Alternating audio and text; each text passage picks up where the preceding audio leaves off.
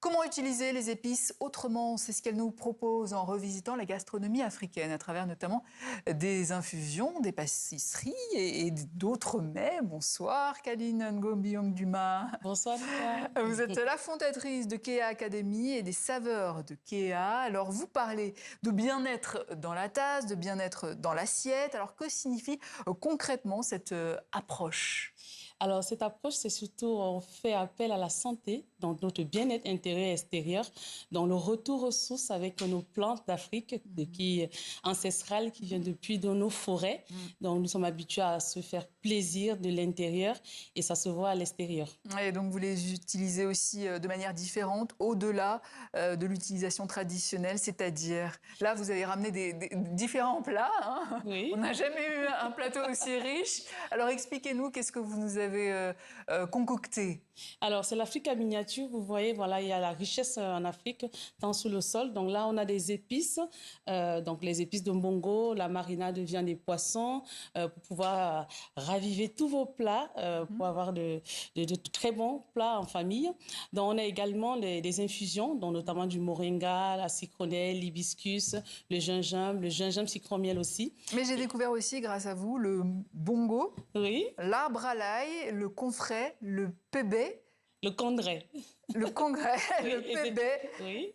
Donc, les bienfaits de ces épices, quels sont-ils? Alors, c'est déjà pour aromatiser tous nos plats et on peut les utiliser différemment en dehors des plats traditionnels comme le mbongo ou autres, notamment dans la raclette aussi pour pouvoir apporter un peu le côté, comment dire, moderne. Donc, par exemple, on peut faire de la raclette à la place de la pomme de terre. Oui, on met la banane plantain. Vous mélangez donc les plats traditionnels occidentaux avec des épices africaines. C'est ça, les produits d'ici et d'ailleurs. Et là, par exemple, vous avez rajouté quoi dans la raclette? Par exemple, dans la raclette, on peut ajouter un peu l'arbre à ail. Voilà, quand vous mettez le fromage là, à chauffer, vous mettez un tout petit peu l'arbre à ail. Et l'arbre à ail, on peut l'utiliser aussi comme ceci. Et vous l'accompagnez avec la banane plantain. Je vais goûter alors. Mais bien sûr, vous voulez que je vous serve un peu? Ne bougez pas, je vais me déplacer moi. Oui, donc pour alors le goûter... C'est la raclette que je vais... Oui. Qui a durci, hein, évidemment. Voilà, pour la chauffer. Donc vous le mettez avec soit avec l'igname ou du gombo ou la banane plantain. Vous pouvez aussi mettre d'autres épices comme du mbongo. Ou aussi la marinade pour viande des poissons. C'est très très bon. Ah. Et je vais goûter un petit peu la banane plantain voilà. avec la raclette. Voilà, avec la raclette. Donc pour remplacer la pomme de terre, tout simplement. Il y a plein de tubercules en Afrique qu'on peut utiliser. Tout à fait. Voilà, pour remplacer la pomme de terre. Voilà. Alors vous accompagnez aussi des restaurateurs dans leur parcours entrepreneurial. Quels sont les besoins et les défis que vous avez identifiés dans la valorisation des cuisines africaines? Alors, ça fait 15 ans, ça fait 15 ans que je suis dans le domaine de la restauration et on a une très bonne nourriture savoureuse, mais j'ai constaté en fait que le service dans certains restaurants, en tout cas, on va dire à 60%, le service n'était pas ça. Donc moi, mon approche, c'est de pouvoir apporter justement ma valeur ajoutée au niveau du service en salle, de l'organisation en cuisine, de la création des menus avec justement tous ces produits que tant dans la pâtisserie avec les produits locaux que nous utilisons avec des épices pour pouvoir apporter cette touche de modernité et surtout faire en sorte que le service soit fluide. Voilà, il faut que ce soit beau, il faut que ce soit bon et surtout qu'il faut que ce soit juste. Le gâteau, on n'en a pas parlé d'ailleurs. Ah ben oui. Alors le gâteau, c'est un gâteau, un cake design, donc à base de farine de banane plantain.